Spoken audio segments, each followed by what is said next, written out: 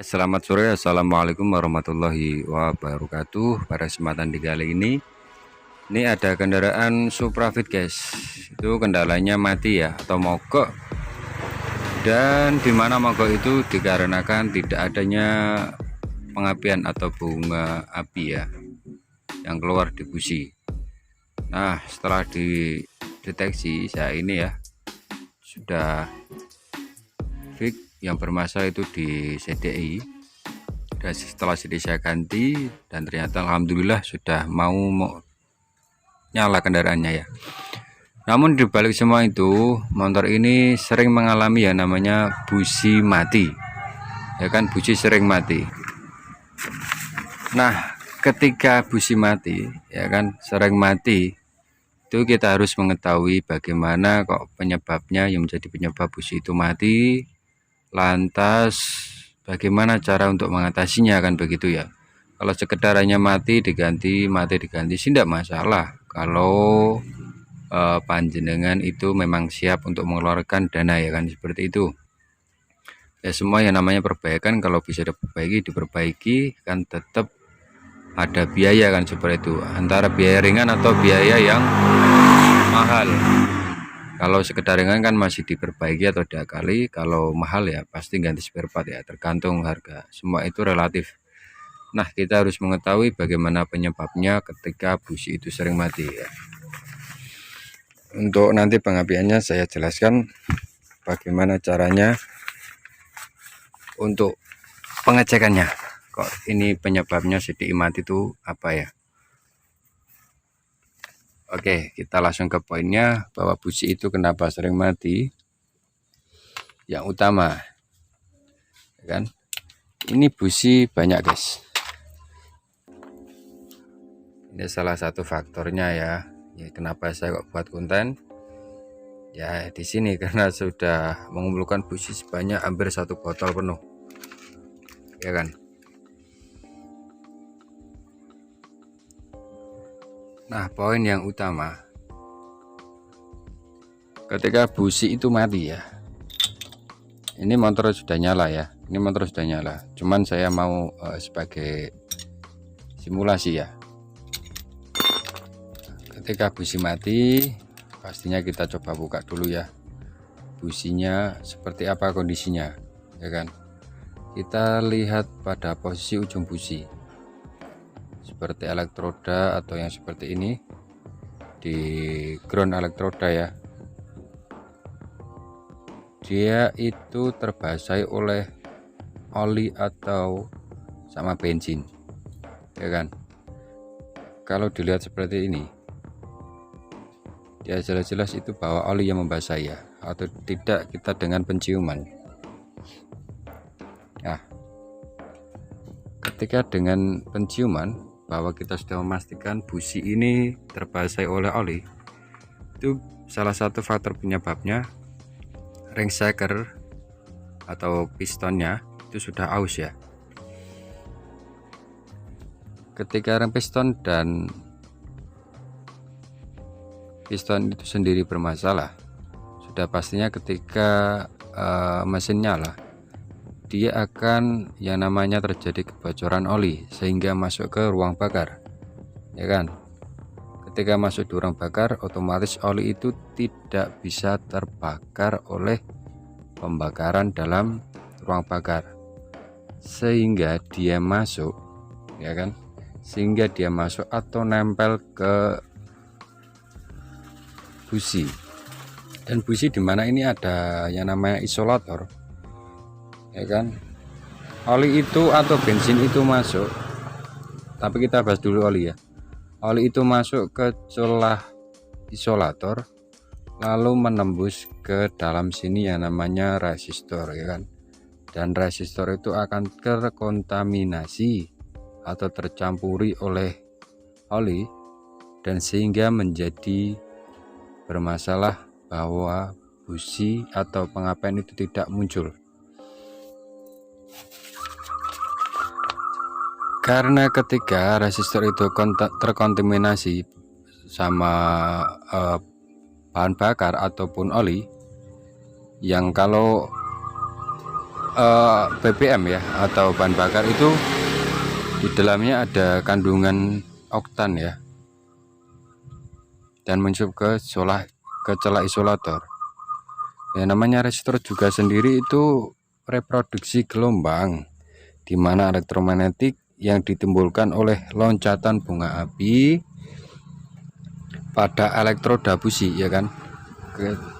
Ketika terdapat pengapian dalam koil ya kan, dia menyalurkan ke ujung busi ini, lalu terhubung ke resistor, dan resistor itu terjadikan loncatan bunga api menembus ke sini ya, namanya elektroda, dan terhubung ke ground elektroda, sehingga menimbulkan loncatan bunga api. Walaupun ya, maaf lagi rame di jalan ini, walaupun bunga api itu aslinya ada, cuman dia terhalang oleh ya namanya tadi ya, oli atau bahan yang akan menjadi bermasalah atau mengganggu kebersihan bunga api. Otomatis dia tidak akan mengeluarkan bunga api sebaik mungkin. Walaupun dia keluar, terkadang dia tidak stabil, keluar tidak. Kalau tidak seperti itu, biasanya busi atau api itu akan keluar tapi tidak fokus pada satu titik, dan sehingga menimbulkan ya kan, motor itu tidak akan menyala. Adapun menyala terkadang pasti berebet, seperti itu ya. Lantas kenapa ini banyak busi yang bekas-bekas, guys? Kenapa kok kalau busi bekas ini sebelumnya mati semua, yang ada di botol ini mati semua? Ini yang asli, yang bawaan motor ya, yang masih nyala. Ini yang bekas banyak ya.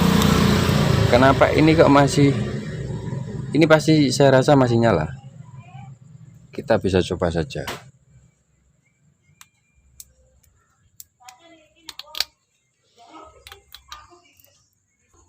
Oke,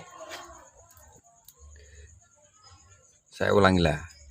Ini kenapa ketika busi waktu awal mati lantas dibiarkan ya. Kita coba, ini masih nyala enggak? Kita nyalakan ya. Oh, itu masih nyala ya, terlihat enggak? Saya dekatkan kameranya.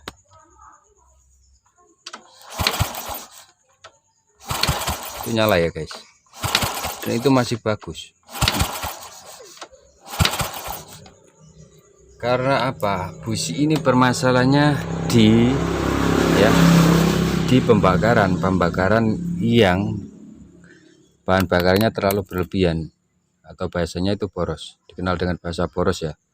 Bisa dilihat seperti ini, pucukan atau pinggirannya seperti ini, dia ada karbon sisa-sisa pembakaran yang menempel ya kan. Itu jadinya kalau bahan bakar dia itu hitam pekat ya kan, hitam pekat. Dan kalau bahan bakar itu biasanya yang saya pahami, yang saya sering amati, ketika karena masalah bahan bakar yang boros, busi itu mati atau tidak mengeluarkan bunga api, itu masih kemungkinan akan bisa nyala ketika sudah mengering ya kan, ketika sudah mengering. Kenapa kok ini busi awalnya mati lalu kita biarkan, ini sudah biarkan agak lama ya kan. Kenapa ini kok masih bisa mengeluarkan bunga api? Yaitu karena dia sudah mengering, karena adanya bahan bakar yang masuk melalui celah isolator ya kan, melalui celah isolator seperti ini, yang putih-putih sini ya, melalui celah-celah isolator sehingga masuk dan mengganggu atau masuk ke resistor ya kan, tercampur atau mengenai resistor, dan resistor itu akan terganggu untuk menyalurkan bunga api ke elektroda ya kan, dan sehingga api itu tidak akan keluar aslinya busi itu tidak mati, hanya saja ya kan, hanya saja dia terhambat karena adanya bahan bakar atau oli yang sudah masuk melalui celah-celah isolator. Jadi bisa dipahami ya, bisa enggak ya? Tapi kalau untuk memperbaiki bisa enggak bang? Bisa, hasilnya bisa. Biasanya di sini guys. Tapi saya juga enggak mau untuk mencari apa ya, akibatnya nanti. Ketika busi mati, ini bisa dilakukan untuk memecah sini ya, yang namanya isolator ini, sampai pecah saja. Tapi usahakan yang bersih ya, sampai ujung dalam. Karena apa ditakutkan kalau dipecah tidak sampai bersih ke ujung dalam sini, ditakutkan nanti ketika motor dinyalakan, ketika ini masih ada sisa yang namanya isolator, yang ditakutkan nanti kalau masuk atau lepas hingga masuk ke ruang bakar dan mengenai komponen yang ada di dalam bahan bakar ya kan, yang terutama klep, dia pasti kalau mengganjal apa nanti jadinya ya kan, klep pasti akan bengkong. Seperti itu logikanya, seperti itu ya. Adapun kalau tidak bengkong pasti akan terjadi permasalahan ngobos biasanya ya. Kenapa ini saya pakai korek? Ya seperti itu, ketika busi mati memang bisa diakali dengan dibakar, itu pasti bisa. Karena apa? Ya pasti sudah tahulah yang namanya di sini kalau basah kita bakarkan pasti mengering. Logikanya seperti itu ya. Dan itu pasti akan bisa menyala kembali. Oke, kita buktikan ini busi yang dari sini ya, bekas ya. Ini memang awalnya mati guys. Karena yang namanya diganti pasti mati ya, itu mati. Dan di sini kita coba nyalakan atau pasang ke motor ini, nanti nyala enggak. Oke, ini celah busnya saya renggangan dikit, ini terlalu rapat.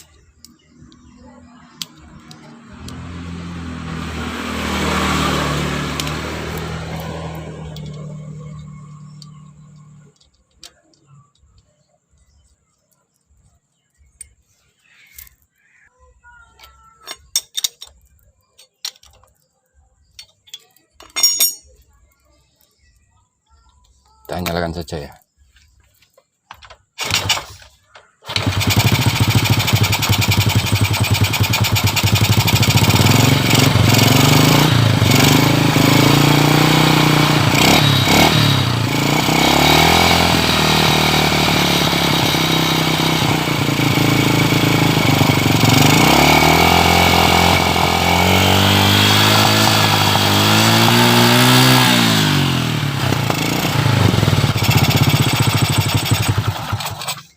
Nah seperti itu bisa dibuktikan ya, ini bahwa terbukti busi yang mati awalnya mati dan ternyata masih hidup kembali, masih bisa hidup kembali ya.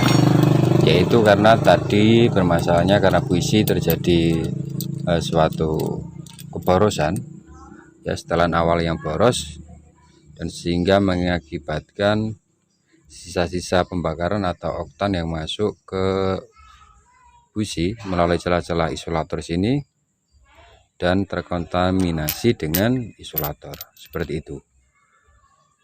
Kalau untuk masalah bahan bakar yang boros, itu bisa saja tadi permasalahannya di karburator yang utama ya kan. Yang kedua di setelan klep atau di klep itu sendiri.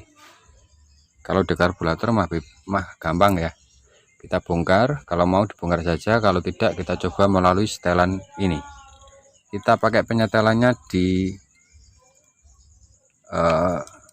pakai standarnya ya, itu 3 kali putaran atau 1,5 kali putaran penuh ya. Oke, kita 3 kali putaran, 1 2 3, seperti itu kalau cukup. Dan itu tidak langsung bisa menjadi titik permasalahan. Kita coba ya kan, coba nyalakan motor, kita pasang busi, lalu kita amati bahwa itu busi sudah normal atau tidak pembakarannya. Dengan apa? Melihat kondisi permukaan busi sini. Kalau masih gosong, ya kan, kita perlu melakukan yang namanya pembongkaran karbu. Kalau karbu masih bermasalah, dalam arti tidak ada efek ke busi, berarti ada masalah di klep ya. Klep mungkin ada terjadi yang namanya perlu sekur klep, atau memang perlu penyetelan saja, atau memang penyetelannya tadi terlalu irit, ya kan. Irit juga bisa menjadi masalah, busi cepat mati karena kurangnya bahan bakar untuk menjadi pembakaran ya, tadi tidak seimbang. Terlalu irit juga mengakibatkan busi cepat mati. Lantas apa tanda-tandanya? Biasanya di pucukan elektroda sini atau di ground elektroda itu terlihat hitam, terlihat putih pucat ya, terlihat putih pucat ya kan. Bisa jelas ya, dipahami dengan jelas ya. Intinya seperti itu. Kalau mau mengganti busi yang sering mati, kita cari dulu penyebabnya ya kan, antara di pengapian yang kurang gede atau di ruang pembakaran permasalahannya di apa ya, yaitu apa ada rembesan oli yang masuk melalui celah-celah yang bermasalah pada mungkin di ring piston atau seal klep sini, atau di packing ya, packing dalamannya ya, dan sehingga masuk ke ruang bakar. Lalu ya kan, lalu karena adanya pembakaran yang tidak normal atau sempurna, yang namanya oli tidak bisa terbakar, sehingga masuk ke busi atau melalui celah-celah isolator sini. Terus yang kedua, karena pengapiannya kurang stabil atau kurang maksimal atau kurang gede biasanya ya, itu bisa dicek juga dan bisa menjadi masalah juga ya. Dan pengapian itu bisa terjadi di koil atau CDI ya, atau spol itu sendiri, yaitu dengan cara menempelkannya sini saja ya, cukup seperti ini. Kalau ini saya rasa masih normal, bagus ya, pastilah karena CDI itu mati ya kan, kita ganti yang baru. Nah, terus yang ketiga, karena bahan bakar yang boros itu tadi boros ataupun irit, dan terjadi mungkin di karburator yang bermasalah atau di klep yang kurang rapat ya, kami minta disekir. Oke guys, mungkin cukup bisa dipahami ya. Cukup sekian, mohon maaf jika ada salah kata atau penjelasan yang mungkin susah dipahami atau penjelasan yang terlalu belibet bahasanya ya. Mohon maaf yang sebesar-besarnya, dan semoga bermanfaat. Dari saya, assalamualaikum warahmatullahi wabarakatuh.